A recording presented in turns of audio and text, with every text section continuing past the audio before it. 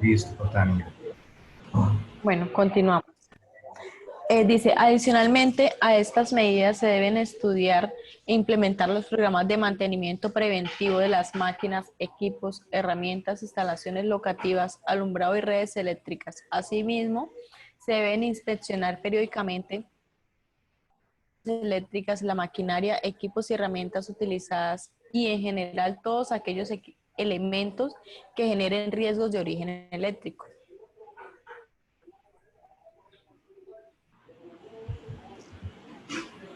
Listo, ese era el artículo número 8. En el artículo número 9 nos habla del análisis de riesgo de origen eléctrico. Dice, en general la utilización y dependencia tanto industrial como doméstica de la energía eléctrica ha traído consigo la aparición de accidentes por contacto con elementos energizados o incendios, los cuales se han incrementado por el aumento del número de instalaciones, principalmente en la distribución y uso final de la electricidad. Esta parte del RETIE tiene como principal objetivo crear conciencia sobre los riesgos existentes en todo lugar donde se haga uso de la electricidad o se tengan elementos energizados.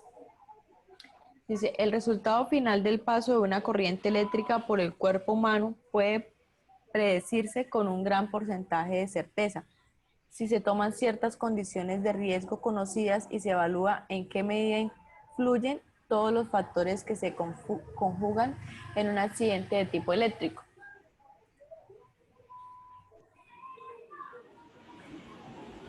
Dice 9.1, electropatología. Esta disciplina estudia los efectos de corriente eléctrica potencialmente peligrosa que pueden producir lesiones en el organismo, así como el tipo de accidentes que causan. Las consecuencias del paso de la corriente por el cuerpo humano puede ocasionar desde una simple molestia hasta la muerte. Dice, para determinar la existencia de alto riesgo, la situación debe ser evaluada por un profesional competente en electrotecnia.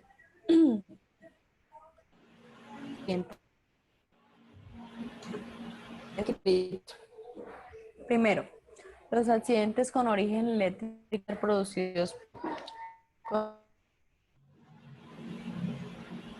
o fase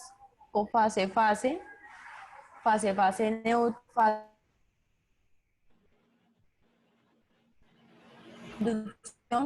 con energizada, tensión de paso, tensión de contacto, tensión transferida. Explosión, incendio, sobrecorriente y sobretensiones. Segundo, los seres humanos expuestos a riesgo eléctrico se clasifican en individuos tipo A y tipo B. El tipo A es toda persona que lleva conductores eléctricos que terminan en el corazón en procesos invasivos, que la corriente máxima segura es de 80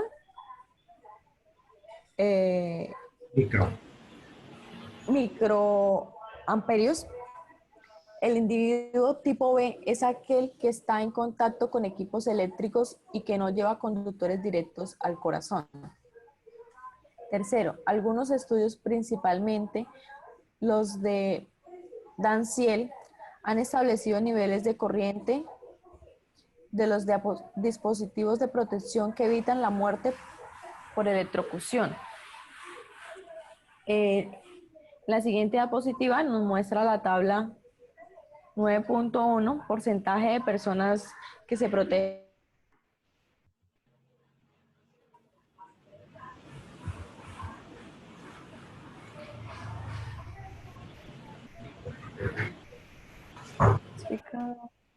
Dice, Biegelmeier estableció la relación entre el 12,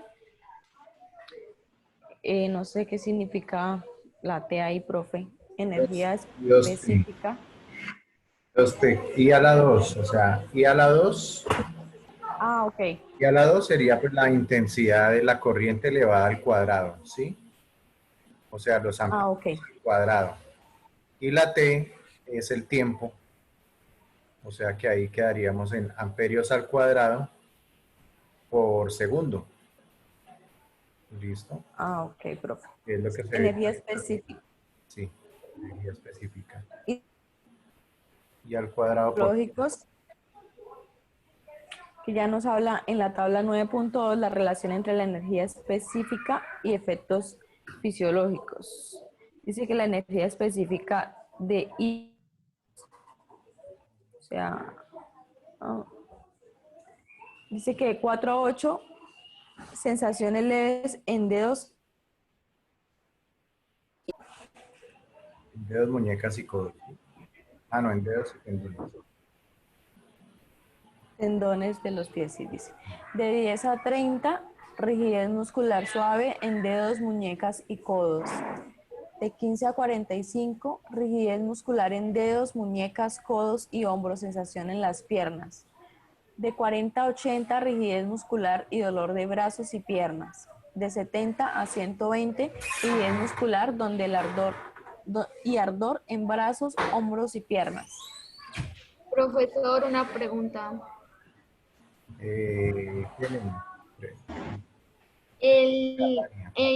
Como en la fórmula, ¿sí? De amperios al cuadrado por segundo, el 10 a la menos 6, ¿qué es lo que significa? ah, bueno, listo. Entonces ahí la energía específica es efectivamente es una magnitud física que es intensidad al cuadrado por el tiempo. ¿En qué se mide la intensidad? En amperios. ¿Listo? Al cuadrado, pues da amperios al cuadrado. El tiempo, pues se puede medir en horas, en años, en meses, pero aquí lo estamos midiendo en segundos, entonces segundos. Sin embargo, aquí vamos a utilizar ahora un submúltiplo, porque tal vez un amperio al cuadrado por segundo probablemente es una unidad de energía muy grande para lo que estamos hablando del organismo humano. Entonces se le coloca, en este caso, por 10 a la menos 6. 10 a la menos 6 significa 0.0000006 ceros y estos números que están acá abajo. Entonces, por ejemplo, aquí cuando dice de 4 a 8, pues se refiere a 0.0000004 a 0.0000008.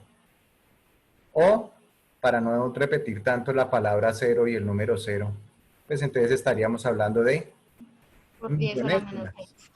De millonésimas. Ah, bueno. O Sí, señor, gracias. de millonésimas o de micro amperios al cuadrado por segundo. ¿Listo? Entonces, Bueno, sí, señor. millonésimas. ¿Millonésimas de qué? Pues de lo que dice aquí, amperios al cuadrado por segundo. Entonces también importante, aprovecho aquí la pregunta de Helen, pues para que veamos que las percepciones y las reacciones fisiológicas indirectamente dependen del voltaje. Indirectamente dependen de la corriente en amperios. Pero en sí de que dependen de manera directa, pues de la energía específica en amperios al cuadrado y por segundo, o sea que el tiempo también es ahí un factor clave en las percepciones y las reacciones fisiológicas. ¿Listo? Listo. Continuemos, Tania. Dice, debido a los umbrales de soportabilidad de los seres humanos, tales como el de paso de corriente 1,1 miliamperios, de reacción a soltarse de 10 miliamperios y de rigidez muscular o de fibrilación de 25 miliamperios, son valores muy bajos. La superación de dichos valores puede ocasionar accidentes como la muerte o la pérdida de algún miembro o función del cuerpo humano. En la siguiente tabla gráfica tomada de la NTC 4120 con referente al IS 6479-2 se detallan las zonas de los efectos de la corriente alterna de 15. Profe, HZ, ¿qué significa? Hertz. Hertz, o sea, la frecuencia de la corriente. Ah, ok. Estamos hablando de corriente alterna. La corriente alterna puede ser de baja frecuencia. Por ejemplo, 15 Hz, 20 Hz se considera una baja frecuencia. La frecuencia que nosotros manejamos se llama la frecuencia industrial, que es la de 50 o de 60 Hz según el país. Y ya cuando hablamos de megahertz y todo eso, pues ya estaríamos hablando de altas frecuencias. Ah, ok, profe. Entonces nos dice que 15 Hz a 100 Hz y nos muestra ahí en la zona, en la tabla.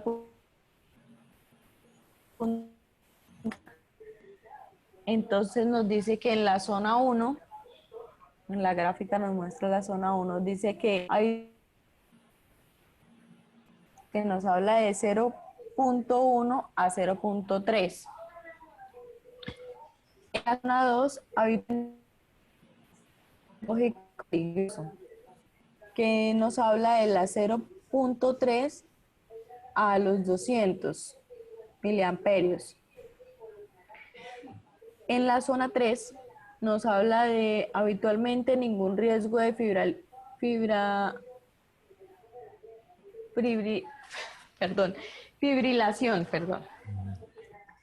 Nos habla de 200 a 500 miliamperios.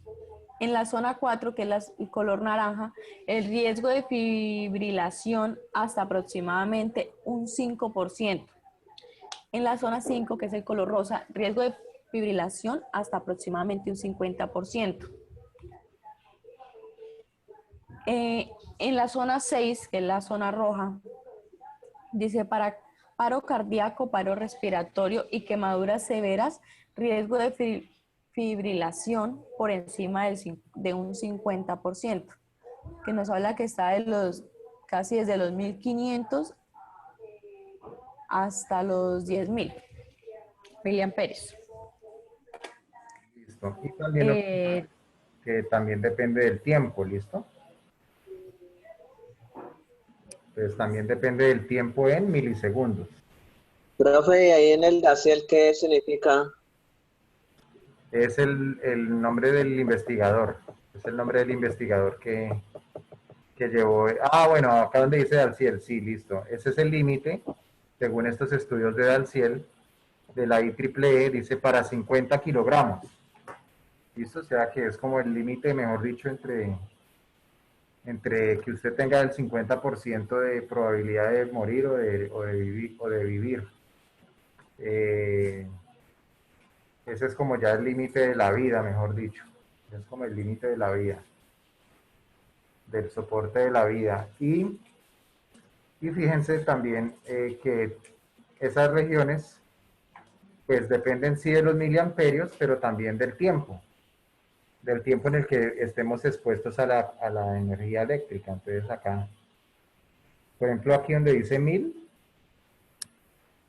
como ese es milisegundos, 1000 milisegundos pues equivale a un segundo. Entonces, en un segundo que estemos expuestos a la electricidad, pues ya los valores cambian un poquito con relación a lo que habíamos leído. ya se reducen, ya el cuerpo pues ya se afecta con menos cantidad de corriente, ya no estaríamos hablando de que la zona 2, digamos en ese caso ya no llegaría hasta los 200 miliamperios, sino solamente hasta aproximadamente hasta 20. ¿Sí? Si nos vamos aquí por la parte de arriba, de un segundo. O sea que es 20 miliamperios y si estamos expuestos durante un segundo, pues nos hace tanto daño como si fueran 200 miliamperios, pero durante menos tiempo, durante 10 milisegundos. O sea, es una combinación de las dos cosas, de los miliamperios y del tiempo. Y acá donde está esa franja de Dalciel, que dice para 50 kilogramos, o sea, una persona de 50 kilogramos, que creo que pues tal vez no son tantas, no sé. Entonces, ¿eso qué quiere decir? Que por ejemplo, para un segundo, en el ejemplo que estamos manejando, ya estaríamos hablando de, aquí en esta línea blanquita, estaríamos hablando que ya la persona tiene un 50% de probabilidad de lo que dice ahí, ¿no? Paro respiratorio, paro cardíaco, etcétera. Si por un segundo está expuesta a aproximadamente a 200 miliamperios, ¿cierto? Ya más de eso prácticamente ya es más la probabilidad de que haya una muerte, o lo que dice aquí, paro cardíaco, paro respiratorio y quemaduras severas, riesgo de fibrilación por encima de un 50%. Esta línea de acá, esta lineacita blanca, es como la que separa ahí la región en la que es más probable sobrevivir de la región de la que es más probable morir para una persona de 50 kilogramos.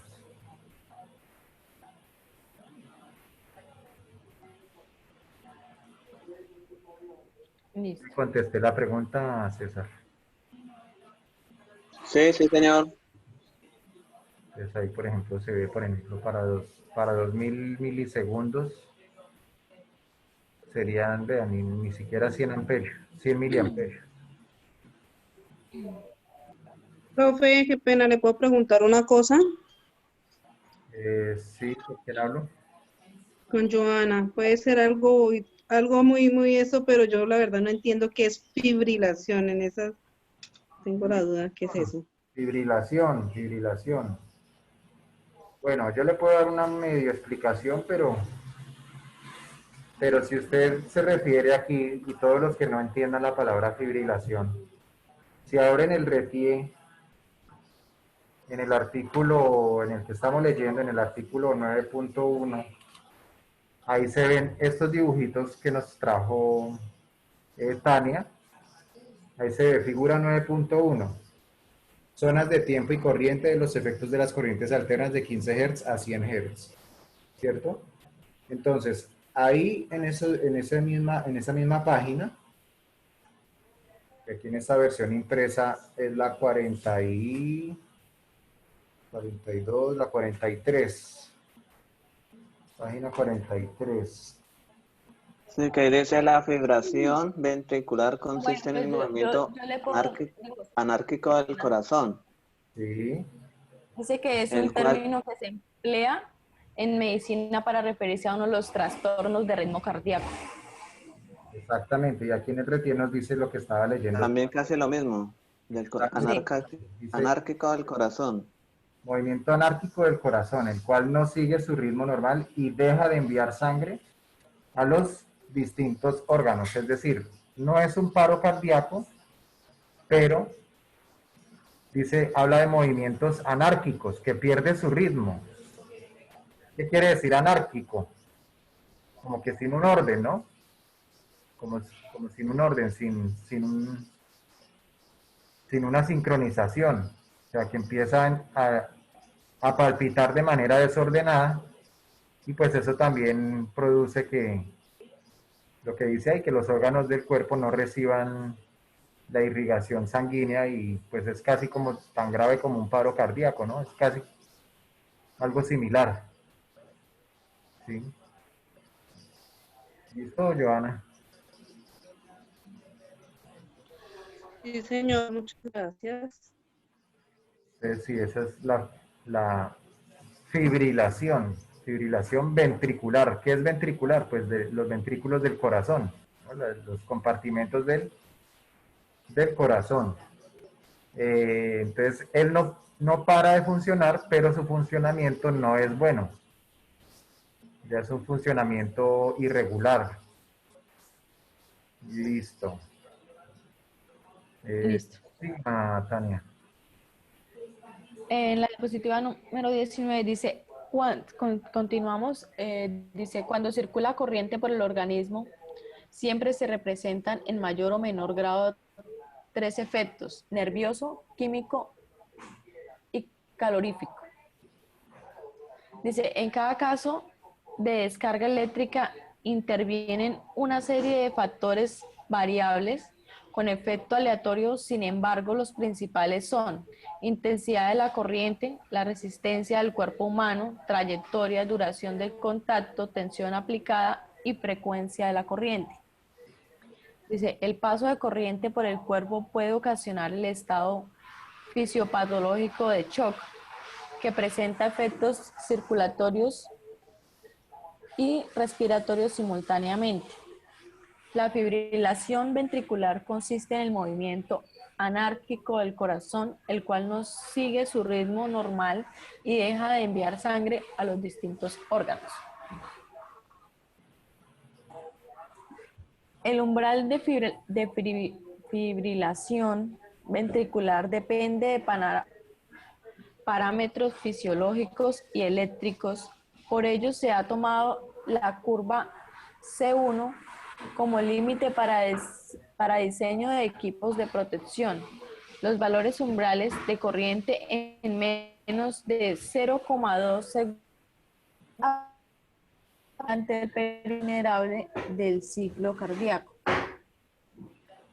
Electrización es término para los accidentes con paso de corriente no mortal. La electrocución se da en los accidentes por paso de corriente cuya consecuencia es la muerte, la cual puede ser aparte, inmediata o posterior. La es la anulación de la capacidad de control muscular, la rigidez incontrolada de los músculos como consecuencia de paso de corriente eléctrica. La asfixia se produce cuando el paso de la corriente afecta el centro nervioso que regula la función respiratoria, ocasionando el paro respiratorio, casi siempre por contracción de diafragma. Dice, las quemaduras o necrosis eléctricas se producen por la energía liberada, el paso de la corriente, calentamiento por efecto Joule o por radiación térmica de un arco eléctrico. Profe, esa palabra ¿Qué es Joule? Joule, ¿qué significa? Efecto Joule. Listo, el efecto Joule se refiere a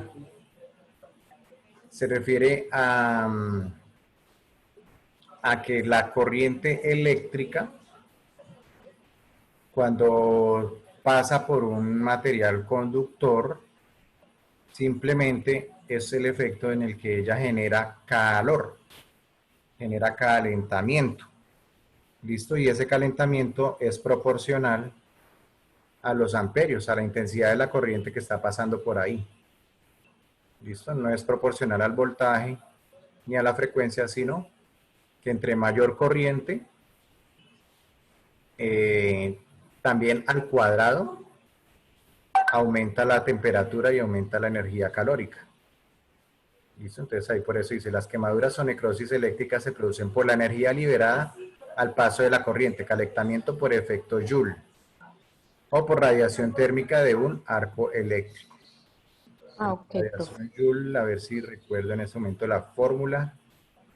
Entonces la potencia sería igual a I cuadrado R. Esa sería la potencia por el efecto Joule. Pero como estamos hablando de energía, entonces sería multiplicado por tiempo. Potencia por tiempo es igual a energía. Energía igual a potencia por tiempo. Y aquí también, entonces también multiplicaríamos por el tiempo. Entonces, respecto a la intensidad que recibamos, y con el agravante que es al cuadrado, ¿no? O sea que si estamos recibiendo 2 amperios, vamos a recibir cierta energía, X energía. Pero si recibimos en vez de 2 amperios, 3 amperios o miliamperios en la unidad que quieran, ya la energía ya no se va a duplicar, sino se va a deselevar al cuadrado. O sea que si antes era 2 a la 2, 4, ahora es 3 a la 2, 9. ¿Sí? Va a aumentar de un factor 4 a un factor 9 por cada amperio que aumente, digamos, en ese rango. Y fuera de eso, pues depende de la resistencia, en este caso de la resistencia de un órgano de nuestro cuerpo o de nuestro cuerpo completo, o sea, según donde sea la quemadura, y por el tiempo.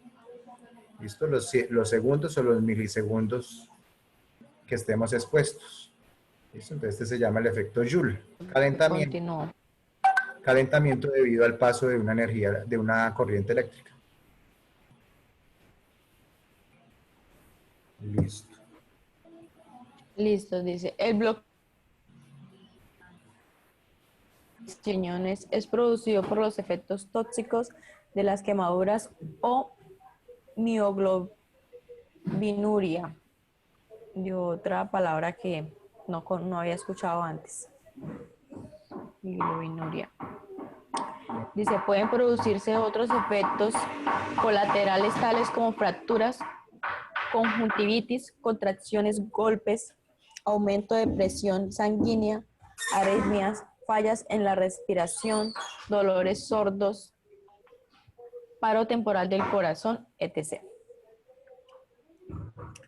Dice, el cuerpo humano es un buen conductor de la electricidad para efectos de cálculos. Se ha normalizado la resistencia como 1000 ohmios, es que es esa... Sí. Experimentalmente se mide entre las dos manos. Dice, los estados en función del grado de humedad y su tensión de seguridad asociada son, dice, piel perfectamente seca, excepcional a los 80 voltios. Dice, piel húmeda normal en ambiente seco, 50 voltios. Piel mojada más normal en ambientes muy húmedos, 24 voltios. Piel sumergida en agua, casos especiales, nos dice que 12 voltios. Como en una piscina, ¿no? Sí. Por eso, Dice, por eso los qué voltajes. pena, profe. Listo, no, tranquila. Qué pena, profe. Dice, nos da una nota, dice, nota, la alta dependencia de la impedancia del cuerpo con el contenido del agua en la piel obliga a que en las instalaciones eléctricas en áreas mojadas, tales como cuartos de baños, mesones de cocina, terrazas, espacios inundados, se deben tomar mayores precauciones como el uso de tomas o interruptores con protección de falla a tierra y el uso de muy baja tensión en instalaciones como las de las piscinas.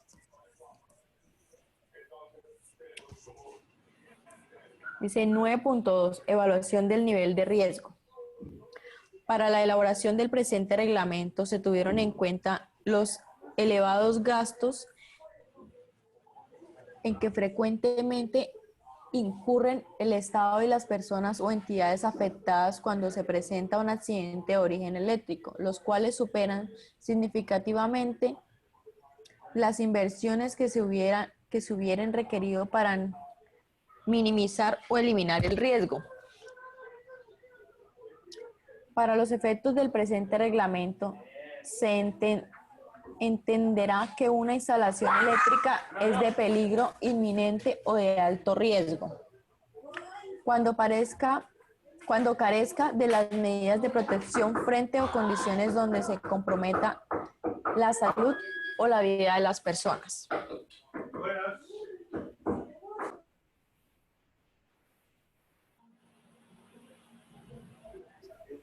Dice que la 9.2.1, matriz de análisis de riesgos, con el fin de evaluar el nivel o grado de riesgo del tipo eléctrico, se pueden aplicar las siguientes matrices para la toma de decisiones, que nos muestra en la tabla 9.3 la metodología a seguir en un caso en particular es la siguiente.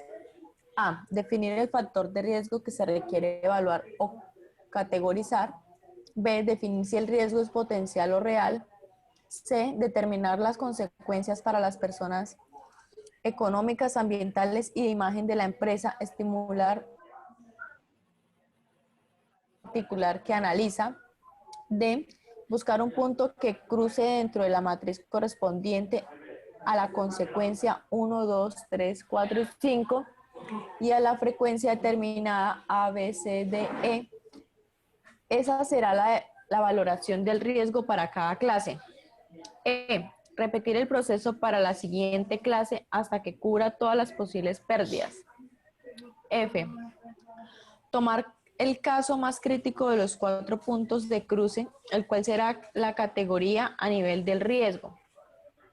G. Tomar las decisiones o acciones según lo indicado en la tabla 9.4, que ya la vamos a ver, y la tabla 9.3. Entonces, a continuación vemos la tabla 9.3, que es la matriz para análisis de riesgos,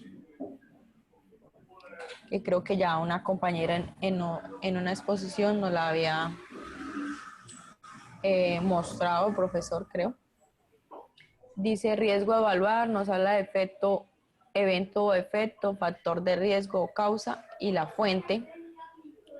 Del potencial o real, consecuencias, dice las consecuencias en personas, económicas, ambientales o en la imagen de la empresa. Nos dice que en personas, una o más muertes, incapacidad parcial permanente, incapacidad temporal mayor a un día, lesión menor sin incapacidad, molestia funcional, afecta rendimiento laboral.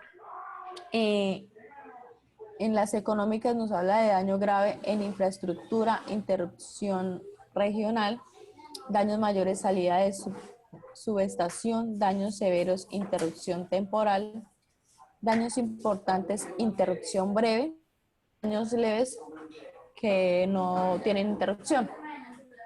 Nos dice que en los ambientales hablamos de contaminación irreparable, contaminación mayor, contaminación localizada, efecto menor y sin efecto.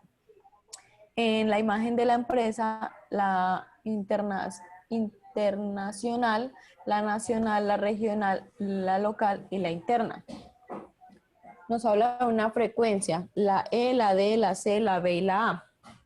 En la E no ha ocurrido en el sector que nos habla de medio, profe, esa parte de la tabla, la verdad, no la entiendo muy bien. No sé si me la puedas, no las puedas explicar. Los antecedentes. Sí. Este evento o efecto ha ocurrido con anterioridad. Ah, ok. Ah, entonces nos dice, sí, porque nos dice medio, bajo y muy alto. O sea, aquí se ¿Será o bajo? Se evalúa todo esto. Por ejemplo, que pongamos aquí un riesgo, por decir algo, que nosotros vamos a instalar que puede ser una cometida. ¿Listo? Una cometida aérea. Vamos a instalar una cometida aérea. Entonces aquí escribimos, entonces pues acá una acometida. Bueno, pero ¿cuál sería el riesgo de instalar una cometida aérea? ¿Cuál sería el factor de riesgo? Entonces, por ejemplo, digamos que como implica subirse a un poste, puede ser un riesgo de caída. ¿Sí? No, pero hablemos de la parte eléctrica. Hablemos que puede haber un riesgo de contacto directo. El contacto directo que nos produce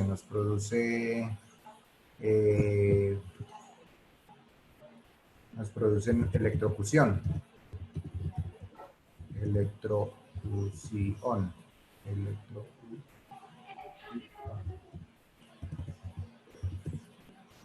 ¿Listo? Por contacto directo.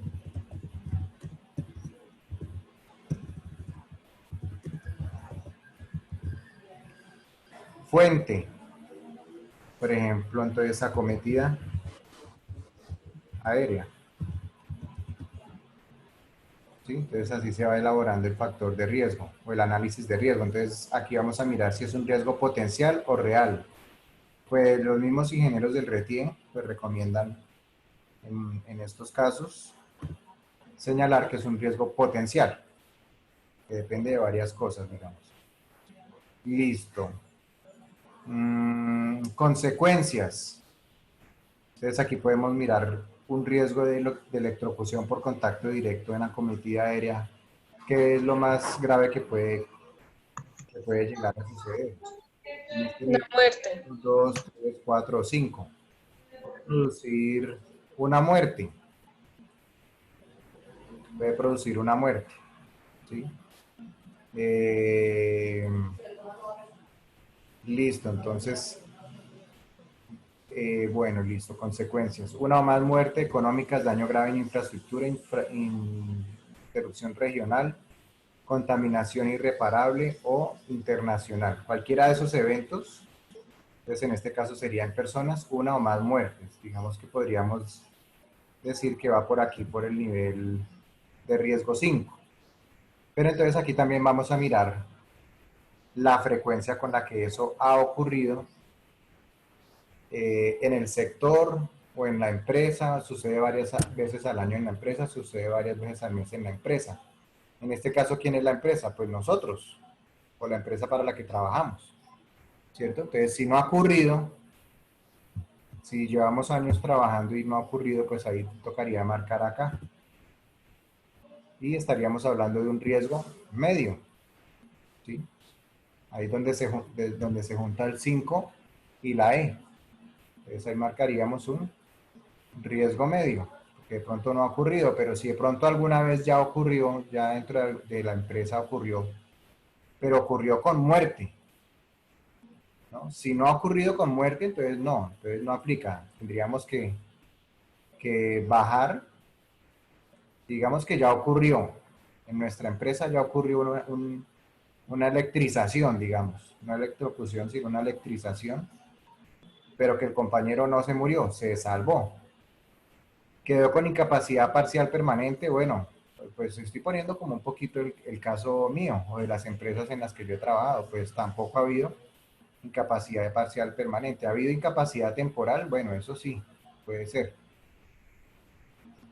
Entonces ahí estaríamos, pero no, tampoco nos ha ocurrido, pero entonces en el sector sí ha ocurrido. Entonces pondríamos, por ejemplo, que es un riesgo nivel 3 y ha ocurrido, ¿cierto? O ha ocurrido en la empresa también, entonces ahí ya nos da un riesgo medio. ¿Listo? Ahí marcaríamos una sola, ¿no? A ver.